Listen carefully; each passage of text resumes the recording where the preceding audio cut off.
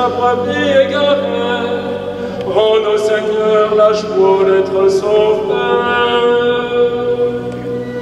Alléluia, Alléluia, Alléluia, Alléluia, Alléluia, Alléluia,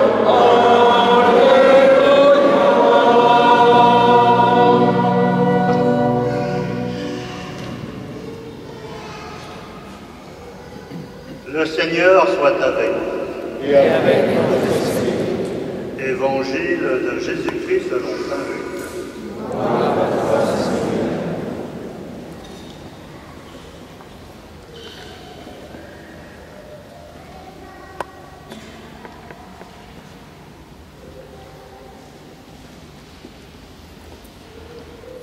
Les publicains et les pécheurs venaient tous à Jésus pour l'écouter. Les pharisiens et les scribes récriminaient contre lui. Cet homme fait bon accueil aux pécheurs et il mange avec eux. Alors Jésus dit cette parabole. Si l'un de vous a 100 brebis et en perd une, ne laisse-t-il pas les 99 autres dans le désert pour aller chercher celle qui était perdue jusqu'à ce qu'il la retrouve? Quand il l'a retrouvée, tout joyeux, il la prend sur ses épaules et de retour chez lui, il réunit ses amis et ses voisins. Il leur dit: réjouissez-vous avec moi,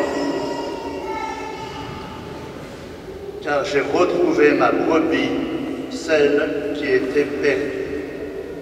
Je vous le dis, c'est ainsi qu'il y aura de la joie dans le ciel pour un seul pécheur qui se convertit, plus que pour 99 justes qui n'ont pas besoin de conversion.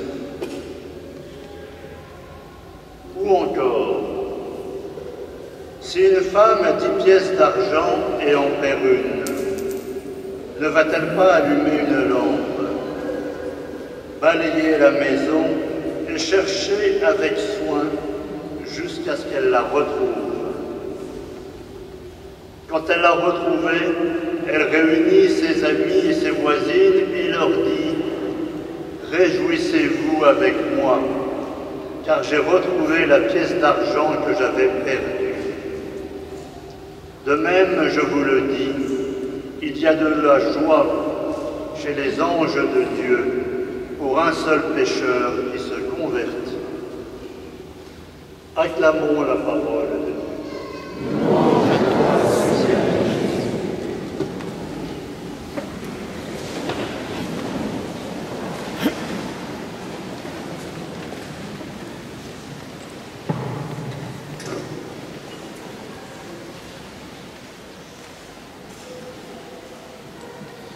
Frères et sœurs, nous étions peut-être habitués à aller soit à Saint-Côme, soit à la Citadelle le samedi soir, encore à Saint-Vincent à 11h. Nous voici réunis pour cet horaire inhabituel pour notre messe de rentrée. Je vous invite à être très attentifs à ce que le Seigneur, par sa providence, nous donne aujourd'hui pour cette messe de rentrée. Il nous donne, à mon sens, au moins 3 choses, 3 signes. Cette parabole pour nous, que je vais reprendre avec vous, la présence de Monseigneur Marceau, mais aussi la présence du Père Gabriel qui va se présenter tout à l'heure. Reprenons donc, si vous le voulez bien, cette parabole assez étonnante. Elle exprime tout le génie inventif de notre Seigneur Jésus-Christ, avec notamment cette parabole de la pièce égarée qu'une femme se met à chercher partout.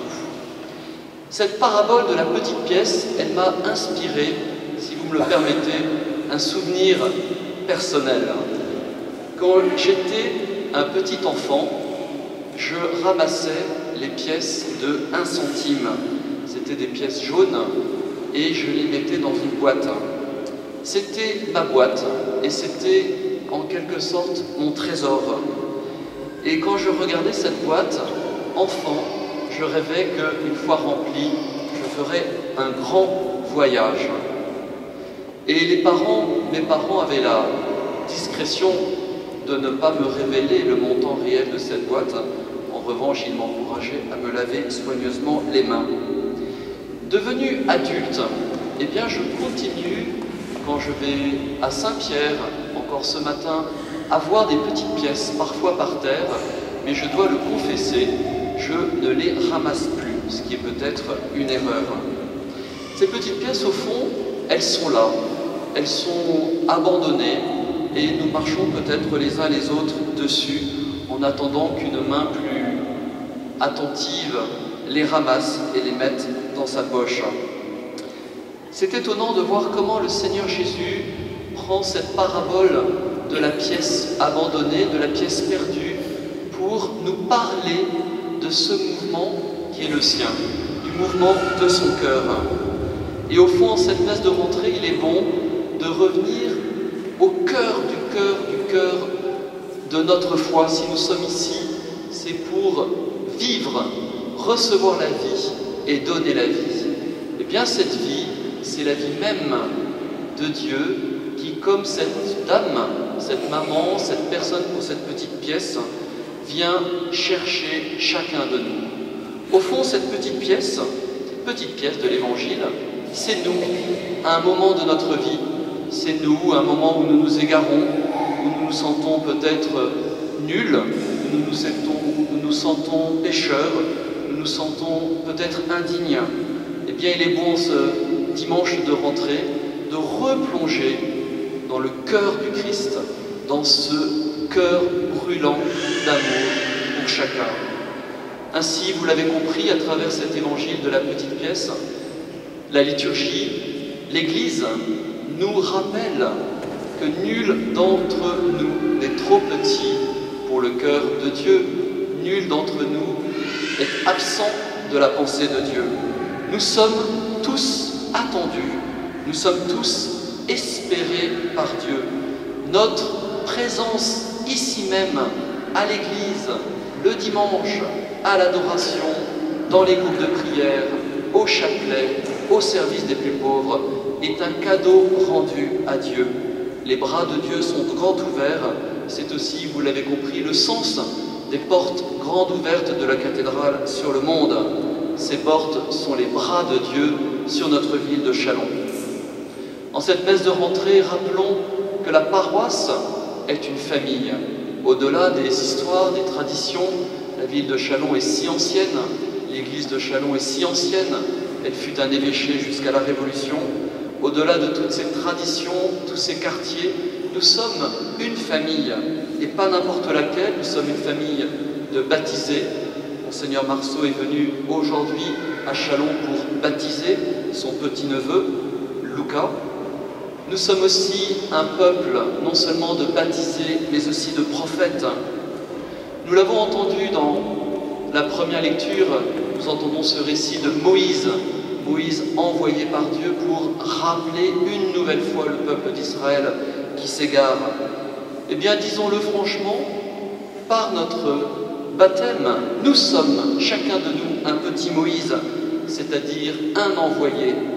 Tout à l'heure, dans le rituel, nous entendrons ce passage tellement beau. Tu es prêtre, prophète et roi. C'est notre baptême. Nous sommes prophètes comme Moïse. C'est-à-dire que nous venons puiser la vie ici, mais nous devons aussi être prophètes, c'est-à-dire la redonner, la transmettre comme des canaux, comme un canal. Nous entendons aussi ce grand saint Paul dans la lecture. Rappelons ce grand saint Paul converti aux portes de Damas. Damas, nous l'avons rappelé dans le chapelet, Damas qui est encore sous les bombes, avec nos frères chrétiens qui meurent. Eh bien, le grand saint Paul fut un propulsé de l'amour de Dieu. Il a été lui aussi saisi par ce cœur du Christ pour être un propulsé de l'amour. Eh bien, en ce dimanche de rentrée, nous sommes invités à puiser la vie ici, mais aussi à propulser la vie à l'extérieur. Dans une famille, les parents le savent bien, nous passons du stade de bébé, enfant, adolescents, adultes. Nous devenons ainsi un jour âgés et nous faisons notre grand passage. Il y a un moment donné où les enfants deviennent adultes et c'est le rôle du papa et de la maman de dire « Va, vas-y, pars, quitte ». Dans une famille, on passe de l'enfance à l'âge adulte. Et il est bon aujourd'hui, Monseigneur, que vous soyez parmi nous, car comme évêque, vous êtes successeur des apôtres, et votre présence est aussi un envoi, votre envoi, mais aussi un envoi de toute l'Église. Oui, nous sommes des envoyés. Cette cathédrale, vous le savez bien, est magnifiquement placée au cœur de la ville. Le marché, le monde contemporain se trouve de l'autre côté des portes. Et ce n'est pas une marotte du curé de vous demander de ne pas sortir par là, mais par là, c'est simplement une invitation à être des témoins. Je vous invite cette année à être gonflés. À être gonflés, exactement. Le pape François nous invite à être gonflés. Gonflés de l'Esprit Saint. C'est tout à fait autre chose. Non pas gonflés de nous-mêmes, de nos obsessions, encore de nos idoles, mais gonflés de l'Esprit Saint. Qu'il n'y ait pas d'interférence entre ce que Dieu veut pour la paroisse, la communauté paroissiale, entre ce que Dieu veut aussi pour chacun de vous. Dieu parle à chacun, l'Esprit Saint se communique à chacun. Si vous avez des intuitions, je vous en supplie, écoutez-les, partagez-les, transmettez-les. Il est possible que le Seigneur parle ici même à l'un de vous pour communiquer une intuition forte pour la cathédrale. S'il vous plaît, soyez attentifs. Nous avons, permettez-moi de le rappeler, cet immense privilège d'avoir au cœur de Châlons cette chapelle perpétuelle d'adoration eucharistique, toute neuve, toute propre, repeinte, prête à vous accueillir dans les meilleures conditions. Je vous invite à ne pas passer à côté. Il y aura des larmes, je vous assure qu'il y aura des larmes pour tous ceux qui passeront de l'autre côté et qui réaliseront que toute leur vie à Châlons, ils sont passés à côté de Jésus, à côté du Sacré-Cœur, à côté du Saint-Sacrement, à côté de la prière. Enfin, concrètement, je vous en supplie, soignons les rendez-vous avec Dieu. Il n'est pas normal d'arriver à la messe à 11h10 ou 11h15. Le TGV est-il plus important que le Seigneur? Pour un TGV, nous arrivons à l'heure. Je vous en supplie de faire un effort, même si je reconnais qu'il est difficile de se garer. Nous autres prêtres, nous avons en effet un parking à disposition. Mais s'il vous plaît, la messe ne commence pas avec le Gloria. Enfin, en cette messe de rentrée, nous avons, outre la joie d'accueillir Monseigneur Marceau, successeur des apôtres, qui nous encourage dans cette vie apostolique, mais nous avons aussi la joie d'accueillir le Père Gabriel Close. Le Père Gabriel, vous aurez l'occasion de partager un apéritif avec lui tout à l'heure, de déjeuner avec lui. Il y a un banquet qui a été dressé pour prendre le temps de le rencontrer. Le Père Gabriel est un cadeau. C'est un cadeau pour notre communauté chrétienne. Prenons-le comme ce cadeau. Il se trouve que Monseigneur Rivière a demandé à la paroisse de nouvelles missions qui sont liées notamment au départ du Père Grégoire Drouot dans la paroisse voisine. En effet, nous devons reprendre la mission d'enseignement catholique et la présence du Père Gabriel va nous y aider. Je pense aussi que cette présence, ce cadeau du Père Gabriel peut nous aider à mieux accompagner la paroisse, mieux vous accompagner, être plus présent personnellement, individuellement, peut-être aussi un appel à mieux accompagner les plus fragiles d'entre nous.